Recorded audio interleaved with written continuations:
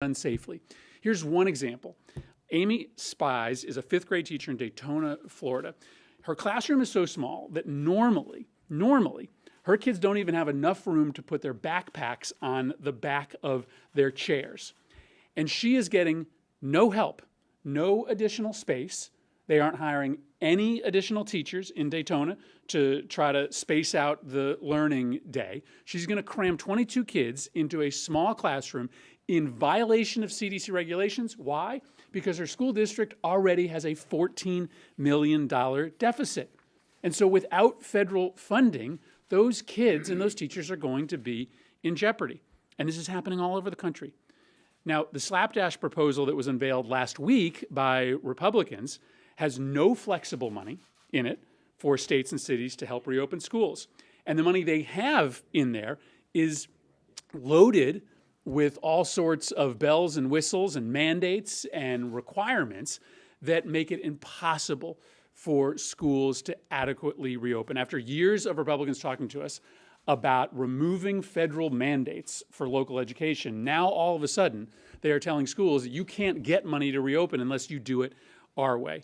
So I'm grateful to Senator Schumer for understanding what parents like me are dealing with right now, for demanding that we allocate every dime necessary to reopen our schools safely now, because schools are opening in a matter of weeks. And if we don't make these investments, if we don't give 100% of the money necessary to reopen our schools, then lives are going to be at risk. We are beyond the point of a Band-Aid. In order to get our kids back to school, we need to do the right thing and to step up to the way with a comprehensive approach to school funding. Thank you. And I'd say 2 points here, just 2 quick points. Elections and postal are very essential to us. The elections, as Amy so articulated, have made it much harder. COVID has made it much harder to vote, but that is the wellspring of our democracy and perhaps the most important election America faces in a long time. We must keep it strong and vibrant and fair. And what Chris said, a lot of the President Trump and some of the Republicans say, oh, let him just go back to school. It'll be fine. Let them remember the lesson when President Trump pushed the governors of Florida and Arizona and Texas to push people, to get people back out on the streets without social distancing, and then COVID came back with a vengeance. We will close, if you open up a school that's not safe, inevitably, kids, teachers will get COVID and they'll have to close them right back down. Yes? Leader Schumer, Majority Leader McConnell has accused you of telling your members that they are not to negotiate with Republicans, that you are the leader of these negotiations. Do you have a response to that? Yes, you first have to have an overall agreement, and McConnell's not even there. You can't tell the Appropriations Committee to negotiate if they don't know what the number is. You can't tell Amy to negotiate on elections if you don't know what the number is. As soon as we come to the overall agreement in the room where I note McConnell is not present, we can then have people negotiate. But it's not just going to be, McConnell has always wanted it to be just the Senate. It's going to be the House and Senate together. And yes. Could I also add to that as someone that Can you come to the camera, Chuck please? has encouraged me to talk to Roy Blunt, right? Because we're both on the Rules Committee, and so we have talked, I bet we talked 3 times in the last 24 hours, because there's things besides money. There's things about provisions that would be in a package, so we're discussing that as well as some preliminary discussions on money, but we've got to have an overall package. Yeah, you can't do it until you know the big numbers, that's all. And McConnell always looks for an excuse. Come to an agreement with us, and people, 4 corners, 5 corners on each area will negotiate. House, Senate, Dem, Republican, White House. Now, given some of the recent disasters that we've seen, with disasters that we've seen with mail-in ballots, look us all over in Maloney's race, can you give a reassurance that the election will be decided on November 3rd? We hope so, and that's why we're fighting for money for the Postal Service and for money for elections. If the American people lose faith, and Donald Trump's trying to get them to lose faith, I think he looks, you know, he's worried about the future, and he has no respect for rule of law, no respect for democracy, no respect for anything other than himself. But if we lose faith in this democracy, something that America's had for 20 some odd years will be gone. So we have to do everything we can so the election results can come out as quickly as possible. And just one more thing, Chuck.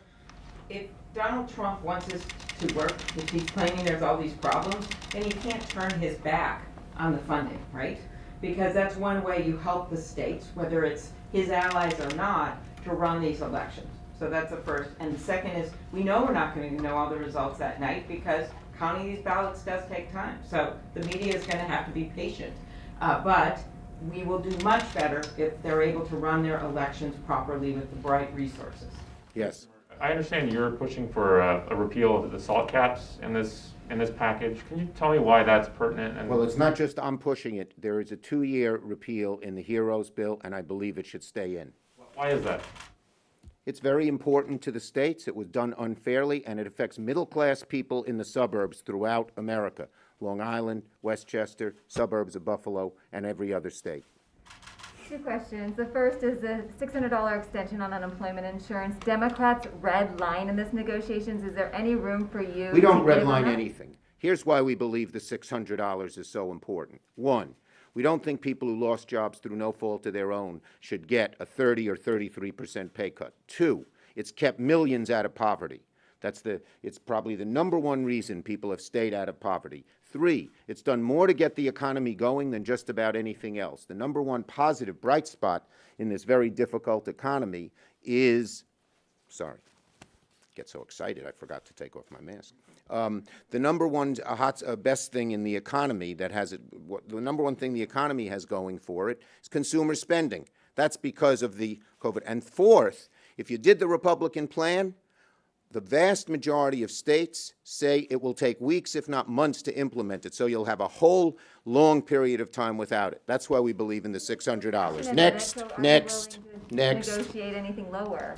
Is there? I is said it- we believe in the $600. I'm not negotiating in front of you or in front of any of the press. No offense to you. I'm not offended. Go ahead. Republicans contend that Democrats aren't willing to negotiate at all. They're saying it's our way, it's our bill, and we're not coming toward the Well, Republicans. you know, Can McConnell has respond no to that? idea of that because he's not even sitting in the room. He said, whatever you negotiate with the White House, bring it to the Senate, and you basically said, we'll take it up if you get it. That's He just did what not say said that. today. Oh, He it said today he's going to need a whole lot of Democratic votes to do it. So why not negotiate a deal with the White House and We're pass sitting it in to the room Democrats? doing that. Who do you think Mnuchin? Well, Who do you Republicans say think? you're not negotiating with them. They said you're just saying it's our bill and there's No, nothing in between. as I explained earlier, there are real dramatic needs. We're not going to do 1/5 of the needs or 1/4 of the needs or 1/3 of the needs, but we are negotiating in good faith and we are coming closer together. We're doing a lot more negotiating, Democrats in the Senate, than Republicans in the Senate. So I think when McConnell says that, you ought to question it. Leader Schimmer, would it help if McConnell was in the room negotiating? Look. And is Meadows constructive? The bottom line is that both Meadows and Mnuchin have told us McConnell doesn't want to be in the room. I can't force him to get into the room. The bottom line on the other is Meadows is who the president sent, and we have to negotiate with him. Thank you, everybody. Can you respond to the threat of executive orders by the president on these issues, on rent moratorium, on unemployment insurance? Senator Klobuchar, can I ask you about mail-in voting? The president today, again, did a tweet on it, saying that now, he